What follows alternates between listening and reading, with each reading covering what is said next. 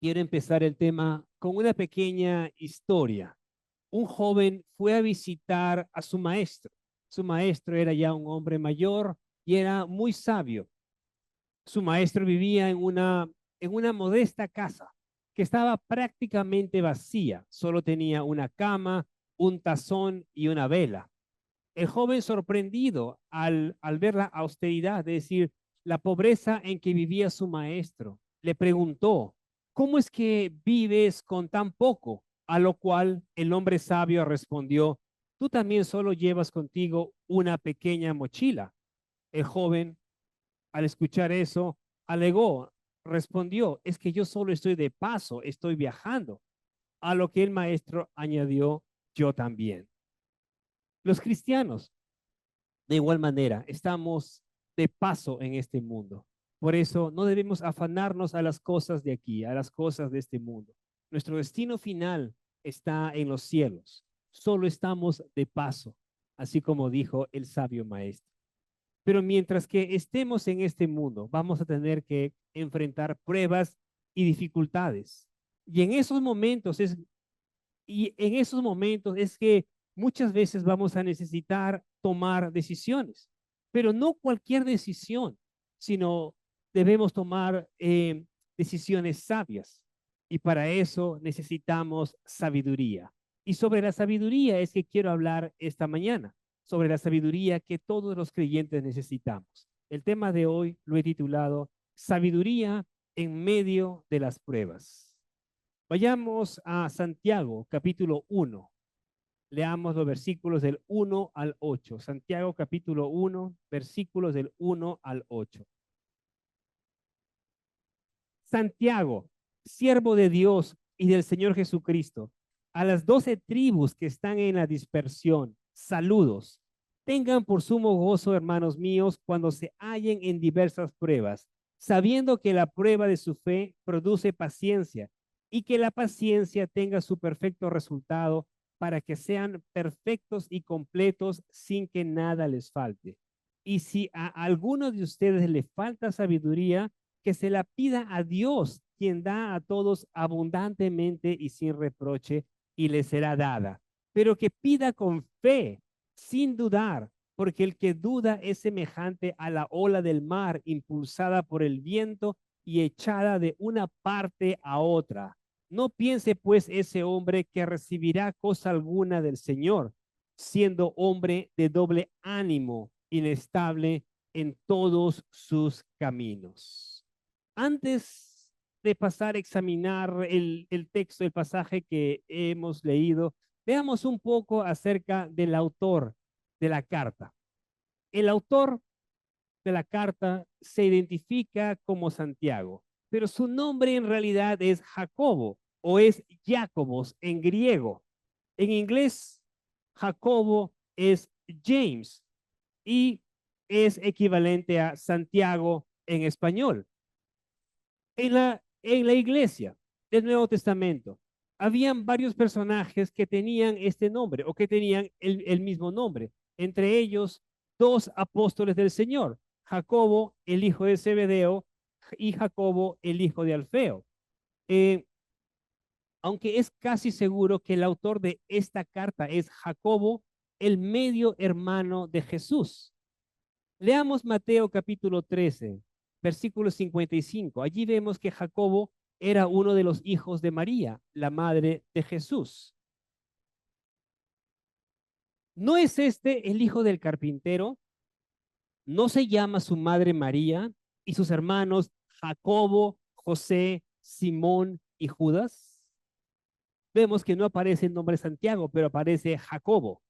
Ahora, este Jacobo más adelante va a asumir una posición de autoridad en la iglesia, lo cual ciertamente corresponde con Santiago o Jacobo, el hermano del Señor, quien era un líder de la iglesia en Jerusalén.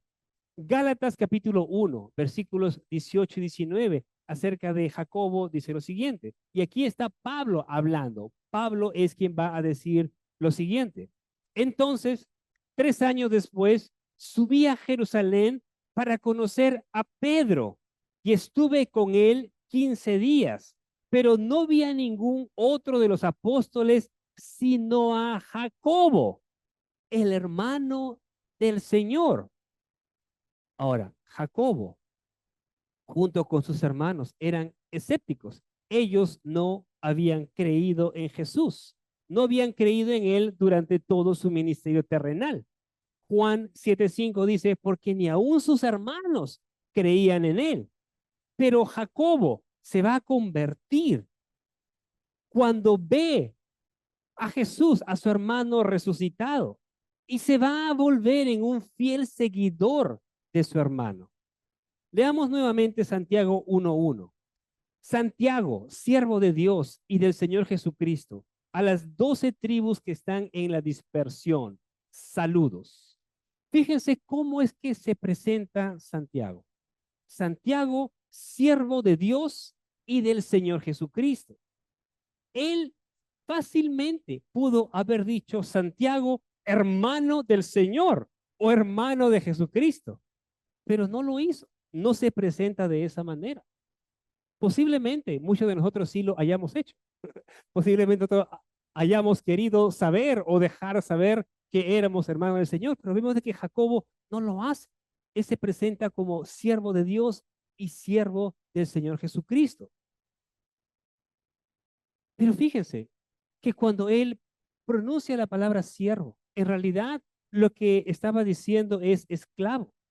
Está diciendo como un esclavo de Dios y de Cristo. Y digo esto porque en el texto griego aparece la palabra doulos, que significa esclavo, que es una posición más baja que de siervo.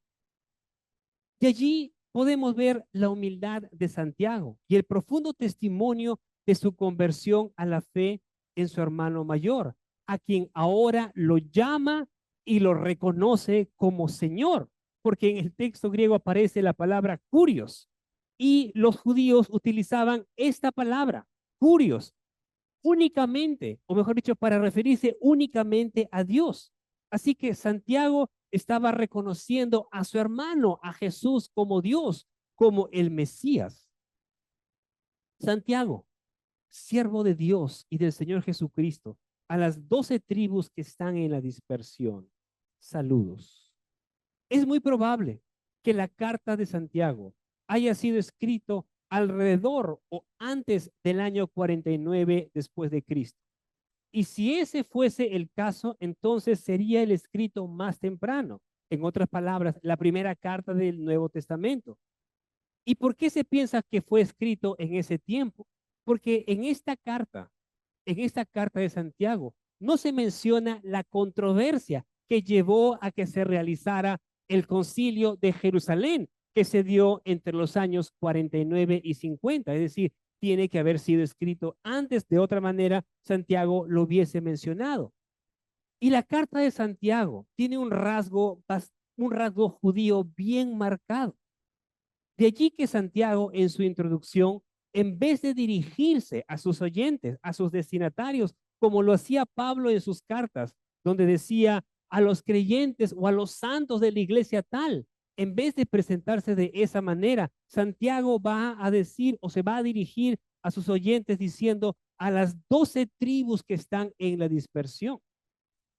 Ahora, debemos recordar que al inicio de la iglesia era predominantemente judía. Después las cosas comenzaron a cambiar y los gentiles vinieron a ser poco a poco más dentro de la iglesia. Por esa razón es posible que Santiago haya usado esta frase para dirigirse a los creyentes que en ese momento en su mayoría eran judíos. Santiago, al citar la frase, a las 12 tribus que están en la dispersión, no se estaba refiriendo a los judíos expatriados durante el tiempo del imperio babilónico, sino más bien esta frase es una referencia a la iglesia, no solo a los judíos convertidos al cristianismo que estaban fuera de Israel, sino también a los gentiles convertidos que habían dejado sus hogares debido a la persecución que existía en aquel momento en contra de los cristianos. Y en la primera carta de Pedro podemos constatar que se trata de la iglesia a quien Santiago se dirige, porque Pedro va a usar palabras similares al dirigirse a sus destinatarios. Les va a decir a los expatriados de la dispersión, elegidos.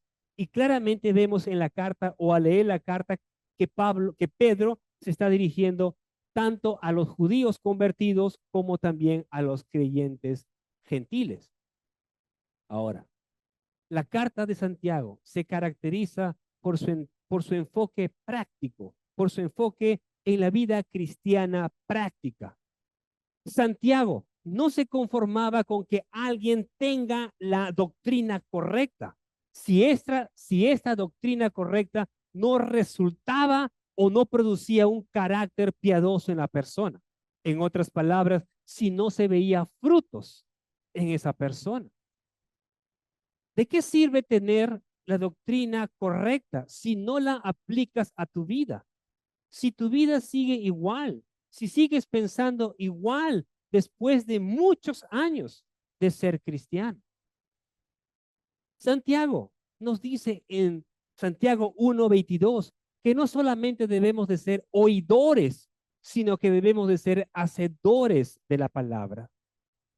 Santiago tiene claro que aunque no somos justificados por nuestras obras, las buenas obras son la evidencia, la prueba necesaria de que la fe que procesamos, de que la fe que profesamos es genuina. Leamos nuevamente los versículos del 2 al 4. Santiago 1, versículos del 2 al 4. Tengan por sumo gozo, hermanos míos, cuando se hallen en diversas pruebas, sabiendo que la prueba de su fe produce paciencia y que la paciencia tenga su perfecto resultado, para que sean perfectos y completos sin que nada les falte. Santiago, vemos aquí que empieza su carta animando a los creyentes que estaban atravesando por tiempos difíciles. Los anima a que busquen a Dios, a que busquen la sabiduría de Dios. Y fíjense que Santiago va a ir directo al punto. No va con rodeos. Les va a decir en el versículo 2, tengan por sumo gozo, hermanos míos, cuando se hallen en diversas pruebas. Algunos dirán al escuchar esto, tengan por sumo gozo, hermanos míos, cuando se hallen en diversas pruebas. Algunos dirán, ¿cómo puede ser eso posible? ¿Cómo puedo o cómo puede uno tener gozo al estar atravesando por problemas, por dificultades, por crisis? ¿Acaso se supone que debes estar alegre porque te han robado el carro? ¿O porque te han despedido del trabajo? ¿O porque has recibido una mala noticia, etcétera? Fíjese que sería extraño que alguien viniese a la iglesia y yo estoy parado allí en la puerta y yo lo recibo y lo saludo y le digo, hermano, ¿cómo estás? ¿Cómo te ha ido durante la semana? Y el hermano me diga, increíble, pastor, me chocaron el carro y me lo destrozaron completamente. ¿No es eso maravilloso? Yo le diría, hermano, ¿estás bien? Vamos a orar, pero vamos a orar ahorita. Cuando Santiago les dice, tengan por sumo gozo, hermanos míos, cuando se hallen en diversas pruebas. Lo que les estaba diciendo es que las pruebas son motivo de gozo por los efectos beneficiosos o saludables que estos producen en una persona. Quizás en ese momento no lo veamos así. Quizás en ese momento no entendamos por qué estamos pasando por todas esas situaciones, pero después lo entenderemos y veremos el resultado de la prueba que acabamos de pasar. Santiago nos dice que es inevitable, todos vamos a pasar por pruebas en algún momento, tú y yo. Es inevitable que no pasemos por pruebas. Así que no se trata de que si vamos a pasar por pruebas, sino de cuándo pasemos por pruebas. Una prueba, de cierto modo, significa una aflicción o persecución o dificultad o desafío en la que tu paciencia y tu fe van a ser probadas. Y a veces pareciera que hay estaciones o tiempos en nuestra vida cuando todo se nos viene de golpe, cuando todos los problemas se nos vienen así. Es decir, nos llega una prueba tras otra. Y es en esos momentos cuando más debemos entender que Dios usará esas circunstancias, que Dios bendecirá y obrará en nuestra vida a través de esas pruebas.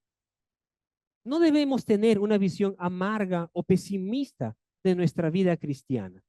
No pienses que solo tú estás pasando por estas cosas. Todos, de un modo u otro, pasamos por pruebas en esta vida. Todos. Ahora, quiero que noten lo que Santiago dice en el siguiente versículo. Sabiendo que la prueba de su fe produce paciencia.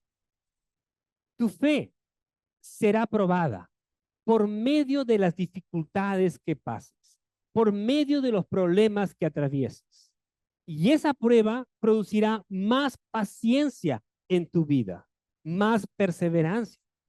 Y es en esa lucha que tenemos que pasar por dificultades y oposición que se desarrolla en nosotros resistencia espiritual, que se desarrolla en nosotros la paciencia. Ahora, quiero que entiendas que nuestra fe es probada a través de las pruebas. Pero no dice la Biblia que la fe se produce por medio de las pruebas. Las pruebas revelan la fe que tenemos. Y no es que Dios no sepa cuánta fe tenemos. Dios lo sabe. Los que no sabemos somos nosotros. Y las pruebas, así como también la manera cómo es que reaccionamos bajo presión, bajo las pruebas, expone o muestra cuánta fe tenemos. Ahora, recuerda que la palabra nos dice que la fe viene por el oír y por el oír la palabra de Dios. Nuestra fe se edifica en nosotros a medida que oímos, que entendemos y confiamos en la palabra de Dios. Debes tener claro lo siguiente, querido hermano. Dios no permite que pasemos por pruebas en nuestra vida para destruir nuestra fe, sino para exponer, para mostrar la fe que tenemos. Y a través de eso, produzca en nosotros paciencia y seamos mejores en nuestra vida cristiana. Las pruebas son inevitables, llegarán en algún momento y cuando lleguen, si decidimos recibir esas pruebas o dificultades con incredulidad y quejas, entonces la prueba puede producir en ti amargura y desánimo. Puede producir amargura y desánimo en nuestra vida. Nadie dice que sea fácil pasar por pruebas. No estamos minimizando las cosas. No es fácil pasar por pruebas. Pero en vez de dejar que las pruebas produzcan en ti, que produzcan en nosotros amargura y desánimo, debemos considerarnos dichosos al pasar por distintas pruebas, porque sabemos el resultado que éstas traerán a nuestra vida. Lo que debemos hacer si nos sentimos abrumados al pasar por pruebas, si nos sentimos abrumados, angustiados en esos momentos de dificultad, lo que debemos hacer es orar y abrirle nuestro corazón al Señor, decirle lo que realmente estamos pasando, lo que realmente estamos sintiendo. Debemos de serle franco al Señor. Podríamos decirle, Señor, no sé cómo superar esa dificultad. No sé, Señor, pero sé que tú tienes el control de todas las cosas. Sé que tú tienes un propósito detrás de todas estas cosas que estoy atravesando. Y voy a confiar en ti, Señor. Las pruebas que atravesamos son con un propósito, para que podamos ser perfectos y completos, sin que nos falte nada, dice el versículo 4.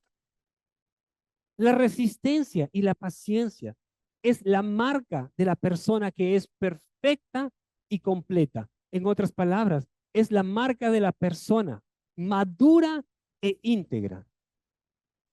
Pruebas nos van a venir a todos. Así que no las busques.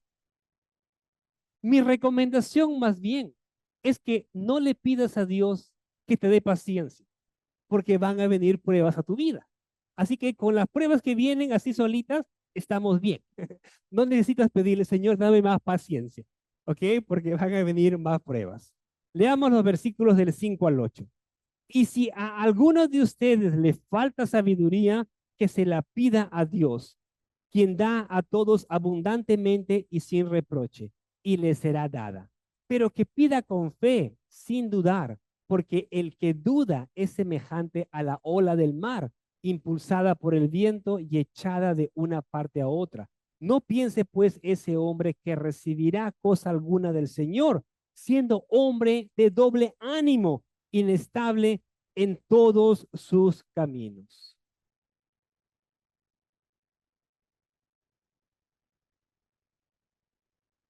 Todos necesitamos sabiduría en medio de las pruebas, en medio de los momentos difíciles. Y ser sabio, querido hermanos, no quiere decir que lo sepas todo. No quiere decir que tengas respuesta a cada pregunta. Ser sabio es saber enfrentar la vida de una manera correcta, a través de tus actos, tu buena conducta, a través de las decisiones que tomas, etcétera. Si a alguno de ustedes le falta sabiduría, pídala a Dios, el cual da abundantemente y sin reproche, y le será dada. Las pruebas nos brindan la oportunidad necesaria para buscar de Dios, para buscar de su sabiduría. Y es que a menudo no reconocemos nuestra necesidad de sabiduría hasta que nos encontramos en medio de problemas, hasta que nos encontramos en medio de una prueba. En medio de los problemas y desafíos de la vida, necesitamos sabiduría, mucho más de lo que necesitamos conocimiento. El conocimiento es información, podríamos decirlo. El conocimiento es información en bruto, es decir, datos sin procesar. Y por supuesto, el conocimiento es muy útil, pero la sabiduría nos permite saber cómo usar ese conocimiento. Alguien dijo una vez que el conocimiento es la capacidad para poder desarmar algo, mientras que la sabiduría es la capacidad para poder volverlo a armar. Y cuando nuestra vida se está desmoronando, lo que necesitamos es sabiduría. Es la sabiduría, necesitamos la sabiduría de Dios para saber qué hacer, para saber cómo enfrentar las cosas. ¿Y qué podemos o qué debemos hacer si nos damos cuenta que nos hace falta sabiduría? El versículo 5 dice que le pidamos a Dios, quien da a todos abundantemente, es decir, generosamente y sin reproche. Así que si quieres sabiduría, simplemente pídele a Dios. ¿Saben, hermanos? Muy a menudo, en medio de las pruebas, desafíos o dificultades que pasamos en esta vida, estamos dispuestos a buscar y recibir ayuda de quien sea o de donde sea. Pero muchas veces no vamos a Dios. Lo que hacemos es adquirir libros que nos ayuden a ver cómo poder solucionar los problemas que pasamos. O preguntamos a la gente qué opinan acerca de lo que estamos pasando o viviendo para saber cómo salir de eso. O buscamos información en distintos lugares, en internet o vemos videos, pero no vamos a Dios, quien puede darnos la sabiduría que necesitamos en esos momentos de angustia. No es que todo lo demás que he mencionado sea malo, Pero lo principal y lo más importante es que vayamos al Señor, porque Él es quien nos puede dar de su sabiduría para saber cómo hacer, cómo enfrentar los problemas que estamos pasando. Si quieres que Dios te hable, lee tu Biblia, lee la Biblia, busca de Dios, busca esa sabiduría en y a través de su palabra. La sabiduría de Dios la encontramos en su palabra. Y cuando le pidas algo a Dios, hazlo con fe, sin dudar. Si no lo haces con fe, entonces dice el versículo 7, no piense pues ese hombre que recibirá cosa alguna del Señor. Si tú le pides algo al Señor dudando, no esperes recibir nada del Señor. La falta de fe y confianza en Dios muestra que realmente no tenemos fundamento, de que de hecho somos inestables en todos nuestros caminos. Eso dice el versículo 8. Somos como la ola del mar, impulsada por el viento y echada de una parte a la otra. Las olas del mar son inestables y también lo es el que duda. Las olas del mar son impulsadas por el viento y también es la persona que duda, ya que cualquier viento de doctrina o costumbre o emoción es lo que los impulsa. Una ola del mar es capaz de generar una gran destrucción y también lo es la persona que duda. Así que no queremos ser como las olas del mar en ese sentido. Queremos más bien ser firmes en nuestra fe. Queremos estar firmes en nuestra fe. No queremos ser personas de doble ánimo, como dice el versículo 8, inestables en todos nuestros caminos. Una persona inestable es alguien que piensa una cosa el día de hoy y otra cosa el día de mañana. Es una persona que no sabe lo que quiera, que no sabe lo que quiere. Es una persona que no es estable en su vida. Pidámosle a Dios que nos ayude, que nos dé sabiduría. Pero si lo hacemos de manera dubitativa, esa es una muestra que tenemos doble ánimo. ¿Y qué significa tener doble ánimo? Si no tuvieras fe alguna, entonces nunca le pedirías nada a Dios. Si no tuvieras incredulidad, entonces no tendrías dudas.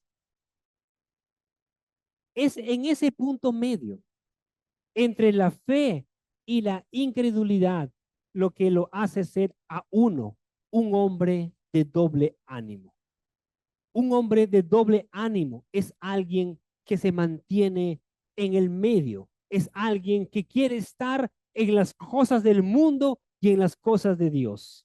Es alguien que le gusta estar en el medio para coger los beneficios de ambos lados. Y si ese es tu problema, pídele a Dios que te ayude a salir de ese punto medio, porque es muy peligroso estar allí. Es muy peligroso ser de esa manera. Y un ejemplo de esto lo podemos ver en uno de los mensajes que Jesucristo envió a una de las 7 iglesias de Asia Menor, donde acusa a una de esas iglesias de ser tibios. No eran ni calientes ni fríos, sino tibios. Y el Señor les va a decir, puesto que eres tibio y no frío ni caliente, te vomitaré de mi boca. El estar en el medio, el ser tibio, es lo mismo que ser un hombre de doble ánimo. Así que dejemos de lado las dudas, la incredulidad y confiemos completamente en el Señor. Termino leyéndoles un antiguo proverbio oriental No es un proverbio de la Biblia, es un antiguo proverbio oriental que dice lo siguiente: no digas todo lo que sabes, no hagas todo lo que puedes, no creas todo lo que oyes, no gastes todo lo que tienes, porque el que dice todo lo que sabe, el que hace todo lo que puede, el que cree todo lo que oye, el que gasta todo lo que tiene, muchas veces dice lo que no conviene, hace lo que no debe, juzga lo que no ve y gasta lo que no puede. Seamos sabios, queridos hermanos, y reconozcamos nuestra necesidad y dependencia de Dios. Pidámosle a Dios sabiduría, pero pidámosle con fe, sin dudar, no dudando. Y recuerda que solo estamos de paso en este mundo, como dijo el sabio maestro.